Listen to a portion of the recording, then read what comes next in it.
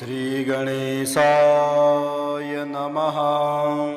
शिवताण्डवस्तोत्रम्। जटाटवीगलज्ज्वलप्रवाहपावितस्थले गलेवलम्बलम्बिताम्बुजङ्गतुङ्गमालिकाम् डमड्डमड्डमड्डमड्डमड्डमर्वयम् चकारचण्डताण्डवं तनोतु नः शिवा शिवम्।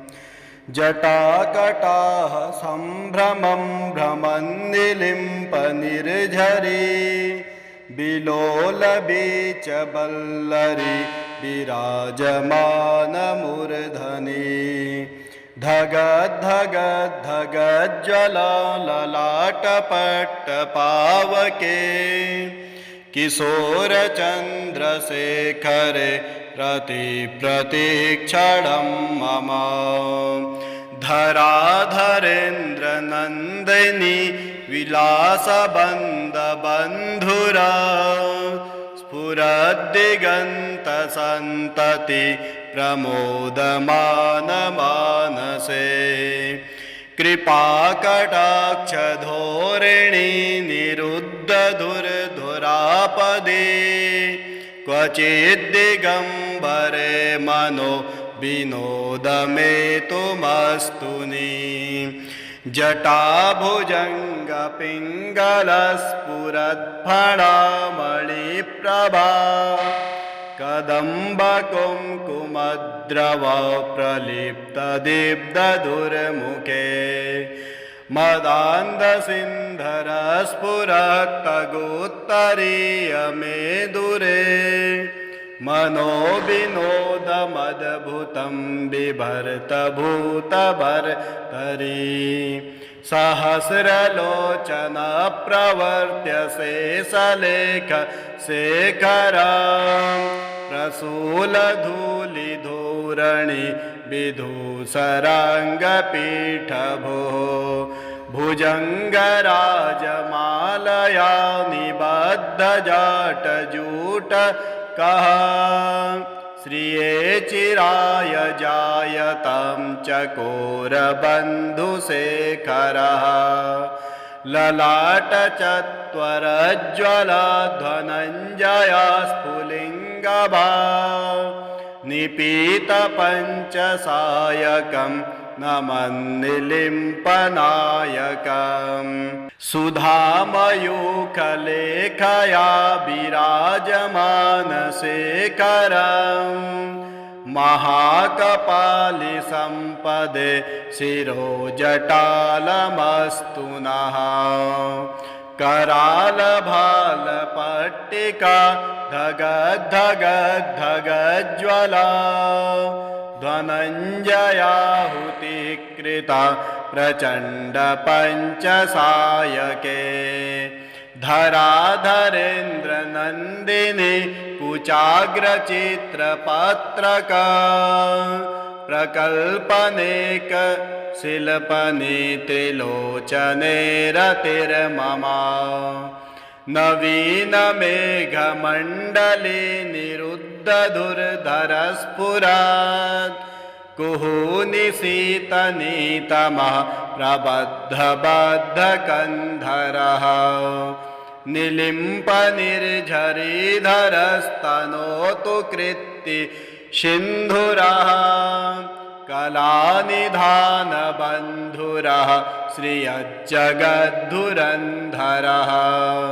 प्रफुल्लनीलपङ्कजा प्रपञ्चकालिमप्रभा वलम्बिकण्ठकन्दली रुचिप्रबन्धकन्धरम्। स्मरच्चिदं पुरच्चिदं भवच्चिदं मखच्चिदं गजाच्छिदान्धकच्छिदं तमन्तकच्छिदं भजे। अखर्वसर्वमङ्गला कलाकदम्बमञ्जरी रसप्रवाहमाधुरी वृजिम्भणा मद्रोभृताम्। स्मरान्तकं पुरान्तकं भवान्तकं मखान्तकं गजान्तकान्धकान्तकं तमन्तकान्तकं भजे जयत्वदभ्रबिभ्रमद्भ्रमद्भुजङ्गमश्वसा द्विनिर्ग्रमत्कर्मस्फुरत् करालभालहव्यवाट् धिमे धिमे धिमे ज्वल मृदङ्गतुङ्गमङ्गला ध्वनिक्रमप्रवर्तितः प्रचण्डताण्डवः शिवः दृशद्विचित्रकल्पयोर्भुजङ्गमौक्तिकस्रजो गरिष्ठरत्नलोष्टयो सुहृद्विपक्षपक्षयो तृणारविन्दुचक्षुषो प्रजामहि महीन्द्रयो समप्रवर्तितः कदा सदाशिवं भजाम्यहम् कदा निलिम्पनिर्झरे निकुञ्जकोटरेवसन् विमुक्तदुर्मतिः सदा शिरस्थमञ्जलिवहन् विलोललोललोचनो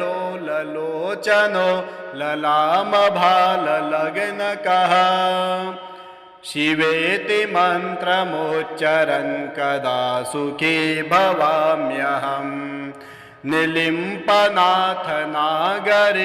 कदम्बमौलिमल्लिका निगुम्भनिर्भरक्षरन् मधुस्निका मनोहरः तनोतु नो मनोमुदं विनोदिनी महर्निशां परश्रिया परं पदं तदङ्गजत्विषां च यः चण्डवाण्डवानलप्रभाशुभप्रचारिणी महष्टसिद्धिकामिनी जना वहूतजल्पना विमुक्तवामलोचना विवाहकालिकध्वनिः शिवेति मन्त्रभूषणा जगज्जयाय जायताम् इमं हि नित्यमेव मुक्तमुक्तमोक्तमस्तवं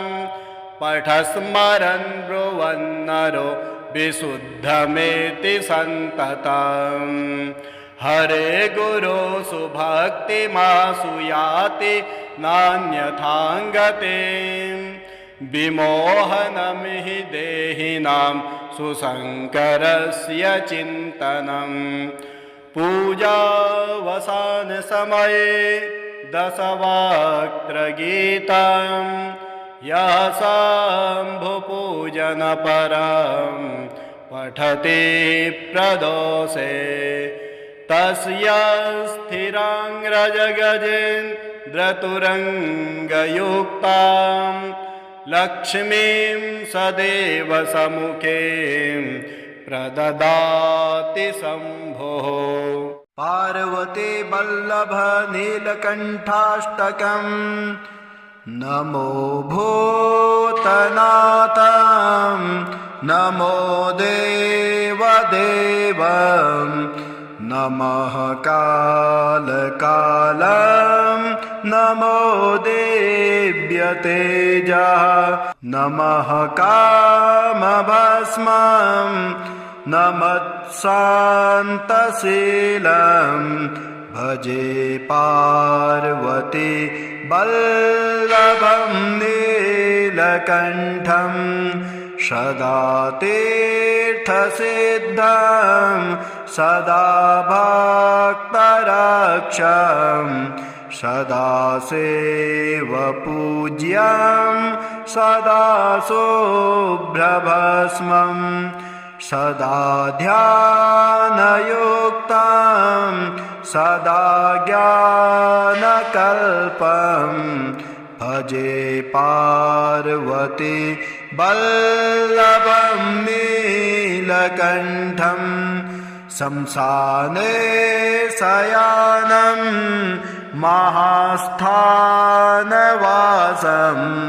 शरीरं गजानन सदाचर्मवेष्टं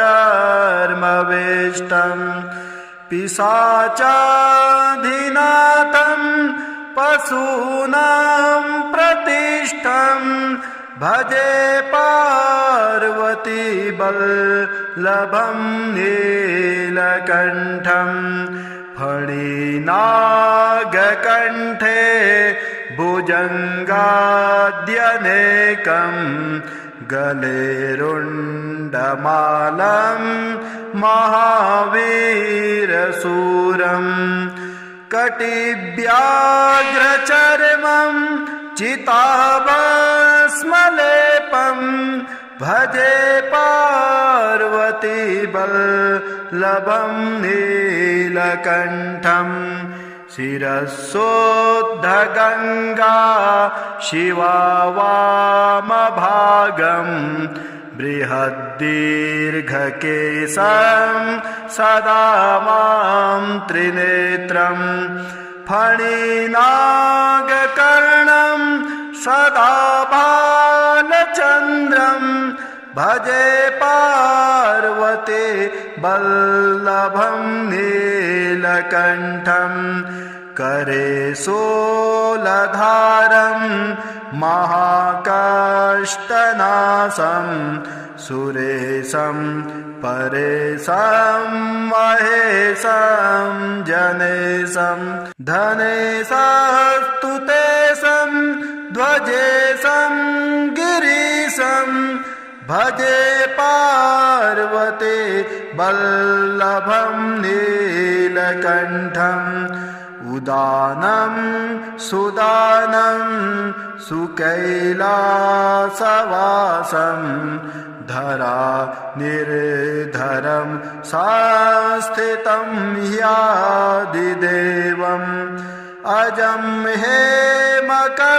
हेमकल्पद्रुमं कल्पसेभ्यं भजे पार्वती वल्लभं नीलकण्ठं मुनीनां वरेण्यं गुणं रूपवर्णं द्विजानं पठन्तं शिवं वेदशास्त्रम् अहो दीनवत्सं कृपालुं शिवं तं भजे पार्वती वल्लभं नीलकण्ठं सदा भावनाथं सदा सेव्यमानं सदा भक्तिदेवं सदा पूज्यमानं मया तीर्थवासं सदा सेव्यमेकं भजे पार्वती वल्लभं नीलकण्ठं भजे पार्वती वल्लभं नीलकण्ठं रुद्राष्टकं नमामि समीशान निर्वाणरूपं विभुं व्यापकं ब्रह्मवेदस्वरूपं निजं निर्गुणं निर्विकल्पं निरेहं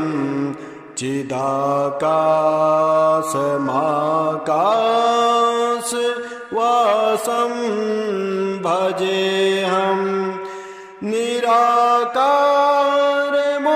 निराकारमोङ्कार मूलं तुरीयं गिराज्ञानगोति त्वमीशं गिरीशं करालं महाकाल कालं कृपालं गुणागार संसार पारं नतोऽहं तुषाराधिसङ्काश गौरं गभीरं मनोभूतकोटि प्रभाश्री शरीरं स्मुरल्लोलिकल्लोलिनी चारुगङ्गा लसद्भालबालेन्दु कण्ठे भुजङ्गा चलत्कुण्डलं सुनेत्रं विशालं प्रसन्नाननं नीलकण्ठं दयालं मृगाधेशचर्मां वरं मुण्डमालं प्रियं शङ्करं सर्वनाथं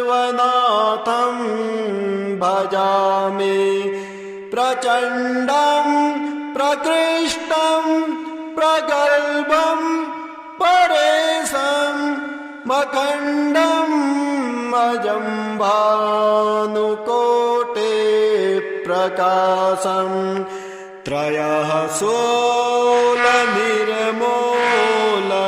नमसोलपाणिं भजेऽहं भवानी प्रतिभावगम्यं कलातीतकल्याण कल्पान्तकारी सदा सच्चिदानन्द दाता पुरारे चिदानन्द सन्दोह मोहापहारे प्रसीद प्रसीद प्रभो मन्मथारे न यावत् उमानाथ पादारविन्दं भजन्ति हलोके परे वा नराणां न तावत् सुखं शान्ति सन्तापनाशं प्रसीद प्रभो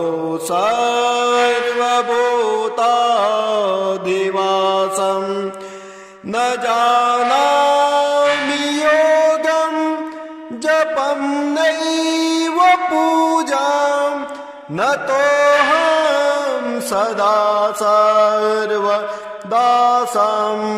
भूतोऽभ्यं जराजन्म दुःखौ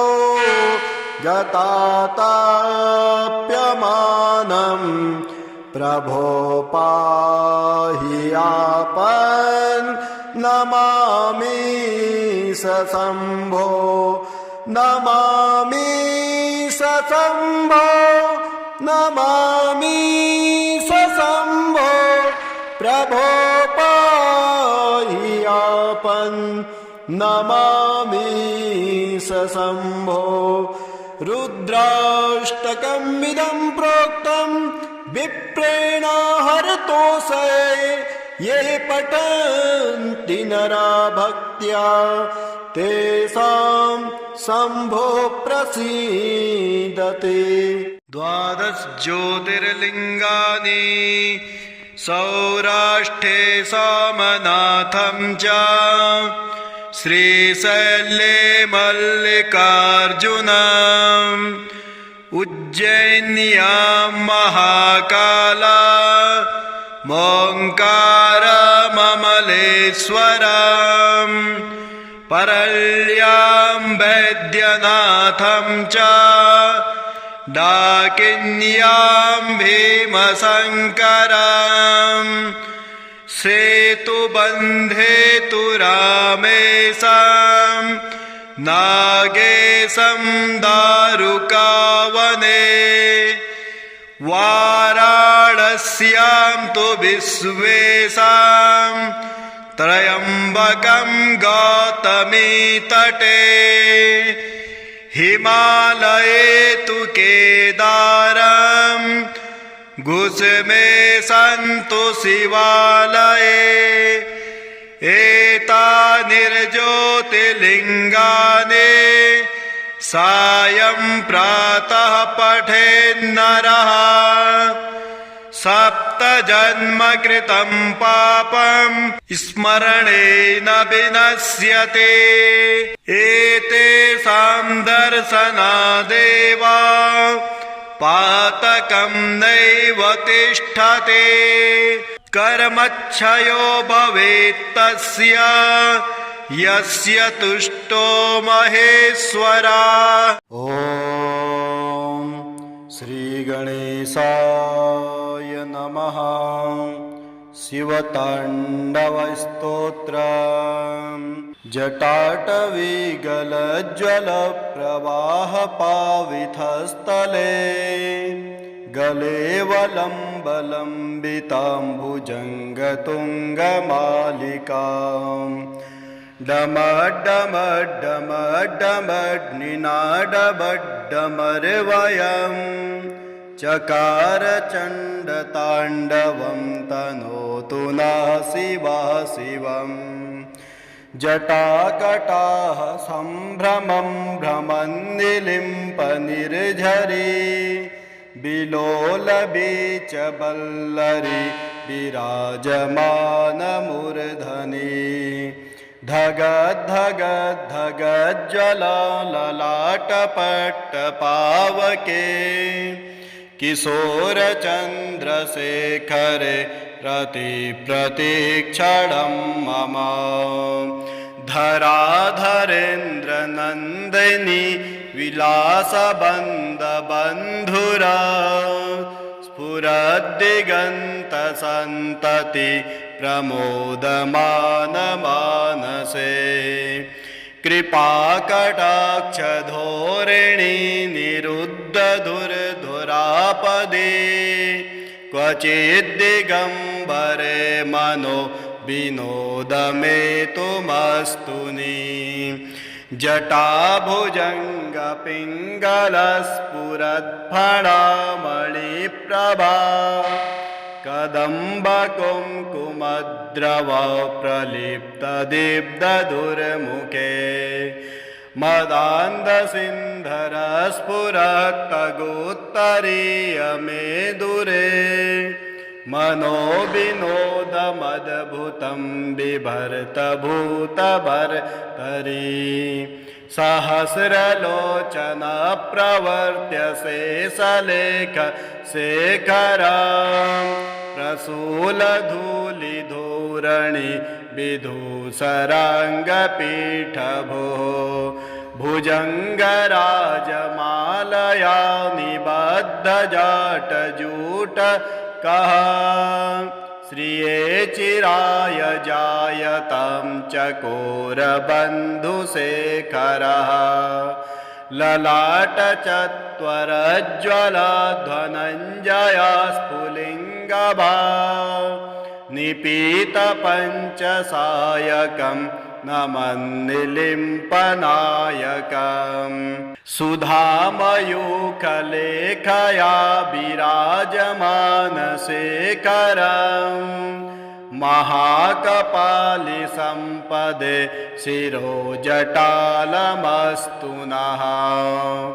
करालभालपट्टिका धगद्धगद्धगज्ज्वला ध्वनञ्जयाहुतिकृता प्रचण्डपञ्चसायके।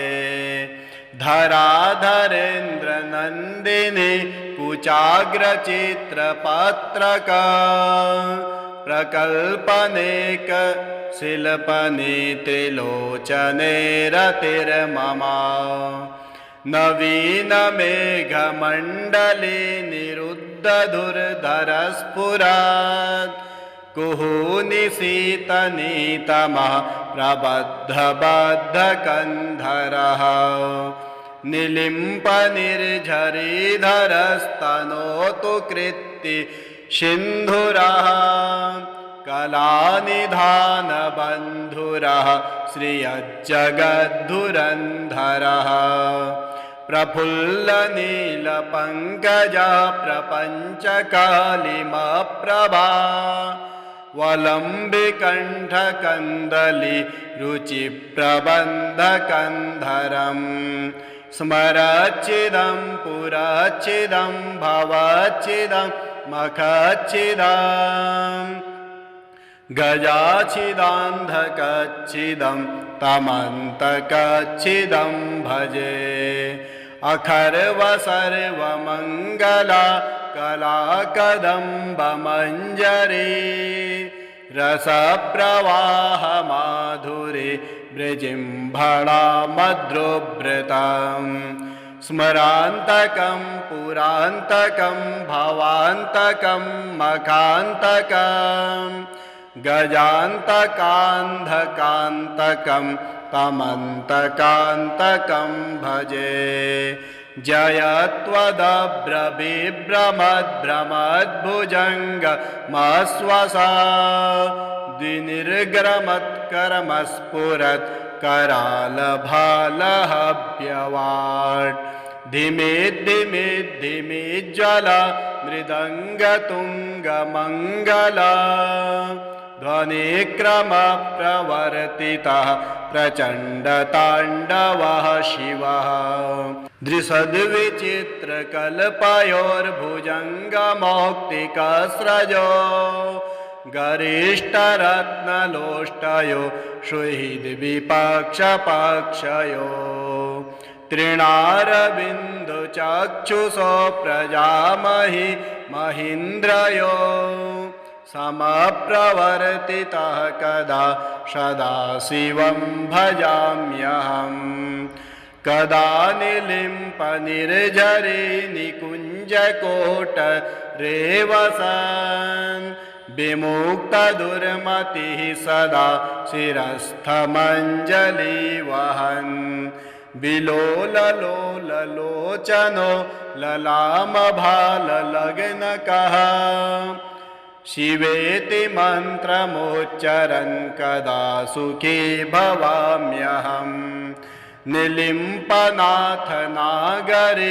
कदम्बमौलिमल्लिका निगुम्भनिर्भरक्षरन् मधुस्निका मनोहरः तनोतु नो मनोमुदं विनोदिनी महर्निशां परश्रिया परं पदं तदङ्गजत्विषां च यः चण्डवाण्डवानलप्रभाशुभप्रचारिणी महष्टसिद्धिकामिनी जना वहूतजल्पना विमुक्तवामलोचना विवाहकालिकध्वनिः शिवेति मन्त्रभूषणा जगज्जयाय जायताम् इमं हि नित्यमेव मुक्तमुक्तमोक्तमस्तवाम् पठस्मरन् ब्रुवन्नरो विशुद्धमेति सन्ततम् हरे गुरो सुभक्तिमासु याति नान्यथाङ्गते विमोहनं हि देहिनां सुशङ्करस्य चिन्तनं पूजावसानसमये दशवक्त्रगीतं यः शम्भुपूजनपरं पठति प्रदोषे तस्य स्थिराङ्ग्रजगजेन्द्रतुरङ्गयुक्तां लक्ष्मीं सदैव सम्मुखे प्रददाति शम्भुः पार्वती वल्लभ नीलकण्ठाष्टकम् नमो भूतनाथं नमो देवदेवं नमः कालकालं नमो देव्यतेजः नमः कामभस्मं नमः शान्तशीलं भजे पार्वती वल्लभं नीलकण्ठं सदा तीर्थयात्रिकं तीर्थसिद्धं सदा भक्तरक्षं सदा सेवपूज्यं सदा शुभ्रभस्मं सदा ध्यानयुक्तं सदा ज्ञानकल्पं भजे पार्वती वल्लभं नीलकण्ठं शंसाने शयानं महास्थानवासं शरीरं गजानन सदा चर्मवेष्टं पिशाचाधिनाथं पशूनां प्रतिष्ठं भजे पार्वती वल्लभं नीलकण्ठं फणिनागकण्ठे भुजङ्गाद्यनेकं गले रुण्डमालं महावीरशूरं कटिव्याघ्रचर्मं चिताभस्मलेपं भजे पार्वती वल्लभं नीलकण्ठं शिरस्सोद्धगङ्गा शिवा वामभागं बृहद्दीर्घकेशं सदा मां त्रिनेत्रं फणिनागकर्णं सदा बालचन्द्रं भजे पार्वती वल्लभं नीलकण्ठं करे शूलधारं महाकाष्ठनाशं सुरेशं परेशं महेशं जनेशं धनेशस्तुतेशं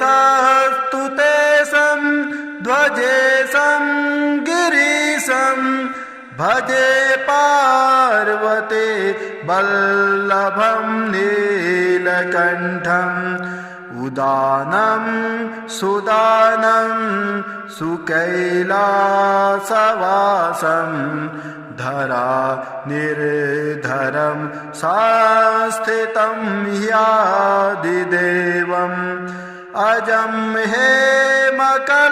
हेमकल्पद्रुमं कल्पसेव्यं भजे पार्वती वल्लभं नीलकण्ठं मुनीनां वरेण्यं गुणं रूपवर्णं द्विजानं पठन्तं शिवं वेदशास्त्रम् अहो दीनवत्सं कृपालुं शिवं तं भजे पार्वती वल्लभं नीलकण्ठं सदा भावनाथं सदा सेव्यमानं सदा भक्तिदेवं सदा पूज्यमानं मया तीर्थवासं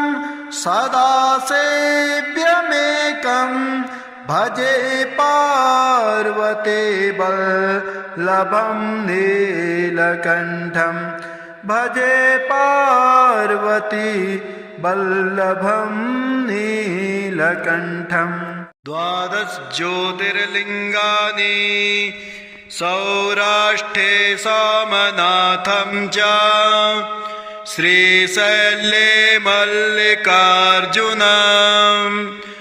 उज्जैन्यां महाकाला मोङ्कारममलेश्वरम् परल्यां वैद्यनाथं च डाकिन्यां भीमशङ्करम्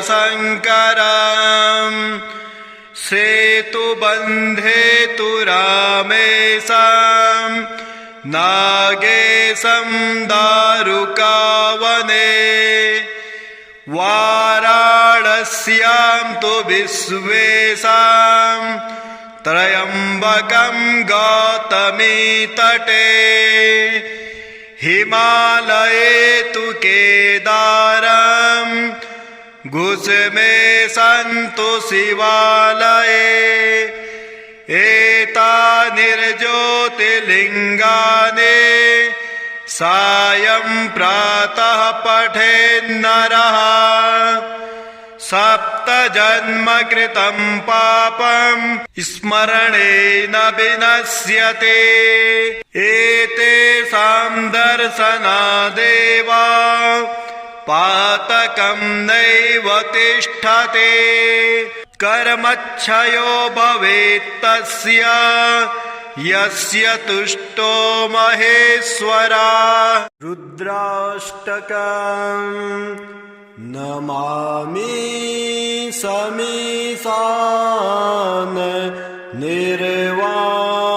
निर्वाणरूपं विभुं व्यापकं ब्रह्मवेदस्वरूपं निजं निर्गुणं निर्विकल्पं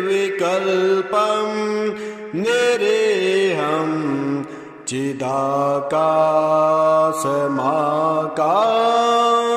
चिदाकाशमाकाशवासं भजेऽहं निराकारमोङ्कार मूलं तुरीयं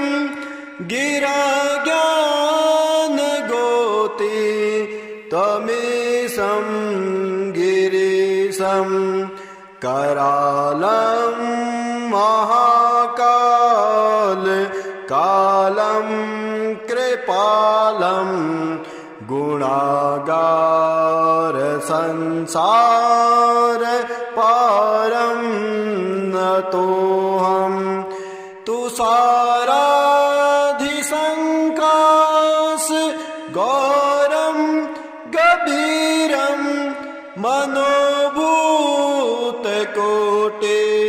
प्रभाश्री शरीरं स्फुरल्लोलिकल्लोलिनी चारुगङ्गा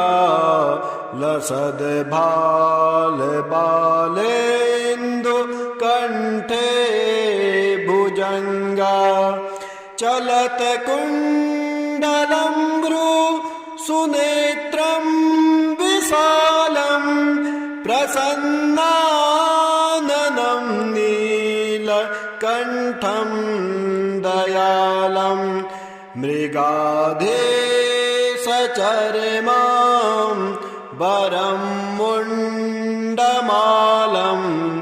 प्रियं शङ्करं सर्वनाथं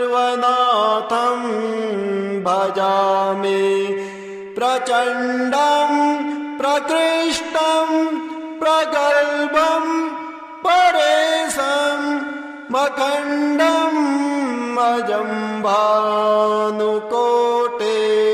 प्रकाशं त्रयः सोलनिर्मूल नमसोलपाणिं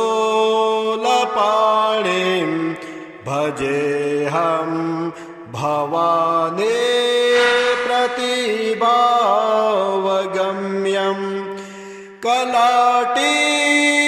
कलातीतकल्याण कल्पान्तकारी सदा सच्चिदानन्द दाता पुरारे चिदानन्द सन्दोह मोहापहारे प्रसीद प्रसीद प्रभो मन्मथारे न यावत् उमानाथ पादारविन्दं भजन्ति हलोके परे वा नराणां न तावत् सुखं सन्ति सन्तापनाशं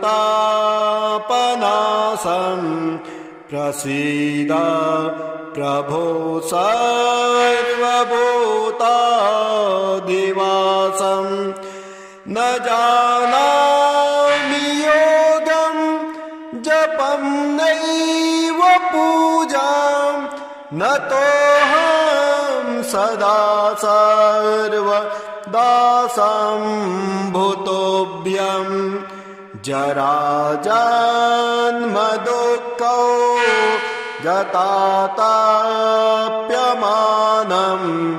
प्रभो पाहि आपन् नमामि सशम्भो नमामि सशम्भो नमामि सशम्भो प्रभो पाहि आपन् नमामि सशम्भो रुद्राष्टकमिदं प्रोक्तं विप्रेण हरतोषे ये पठन्ति नरा भक्त्या तेषां शम्भो प्रसीदते। ॐ श्रीगणेशाय नमः। शिवताण्डवस्तोत्रम् जटाटवीगलज्ज्वलप्रवाहपावितस्थले गलेवलम्बलम्बिताम्बुजङ्गतुङ्गमालिकाम् डमड्डमड्डमड्डमड्डमर्वयम् चकारचण्डताण्डवं तनोतु नः शिवा शिवम् जटाकटाः सम्भ्रमं भ्रमन्निलिम्पनिर्झरी बिलोलबीचवल्लरी विराजमानमूर्धनि धगद्धगद्धगज्ज्वलललाटपट्टपावके किशोरचन्द्रशेखरे रतिप्रतीक्षणं मम धराधरेन्द्रनन्दिनी विलासबन्धबन्धुरा स्फुरद्दिगन्तसन्तति प्रमोदमानमानसे कृपाकटाक्षधोरिणी निरुद्धधुरधुरापदे क्वचिद्दिगम्बरे मनो विनोदमेतुमस्तुनि जटाभुजङ्गपिङ्गलस्फुरत्फणामणिप्रभा कदम्बकुङ्कुमद्रव प्रलिप्तदीप्तदुर्मुखे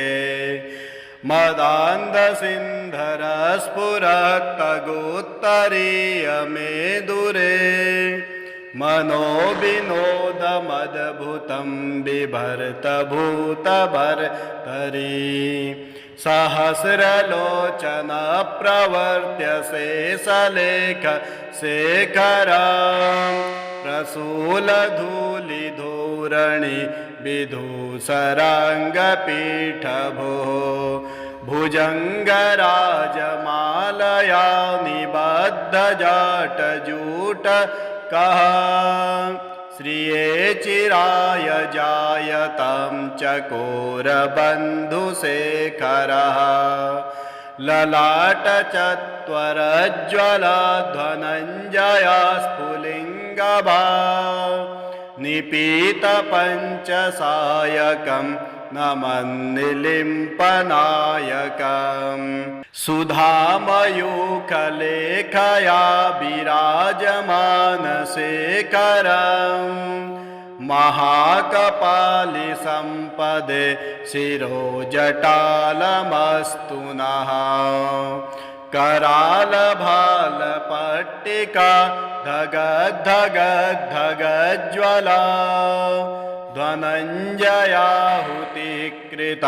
प्रचण्डपञ्चसायके धराधरेन्द्रनन्दिनी कुचाग्रचित्रपत्रका प्रकल्पनेक शिल्पने त्रिलोचने रतिर्ममा नवीन मेघमण्डले निरुद्धधुर्धरस्फुरात् कुहूनिशीतनीतमः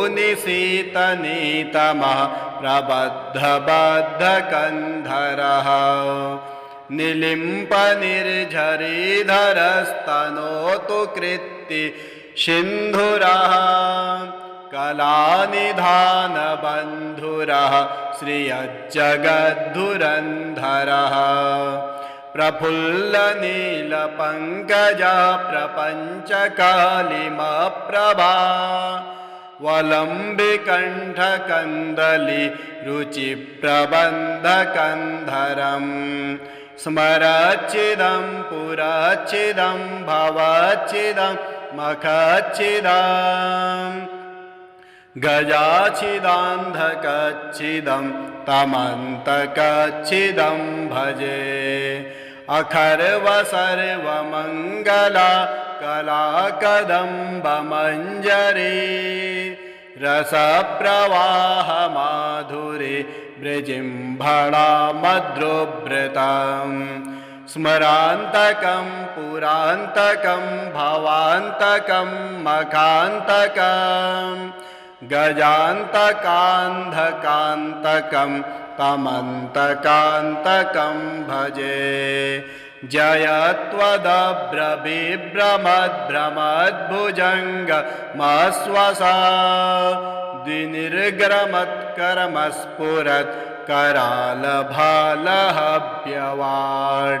धिमे धिमे धिमे ज्वला मृदङ्गतुङ्गमङ्गला ध्वनिक्रमप्रवर्तितः प्रचण्डताण्डवः शिवः दृशद्विचित्रकल्पयोर्भुजङ्गमौक्तिकस्रजो गरिष्ठरत्नलोष्टयो सुहृद्विपक्षपक्षयो तृणारविन्दुचक्षुषो प्रजामहि महीन्द्रयो समप्रवर्तितः कदा सदाशिवं भजाम्यहम् कदा निलिम्पनिर्झरी निकुञ्जकोटरेवसन्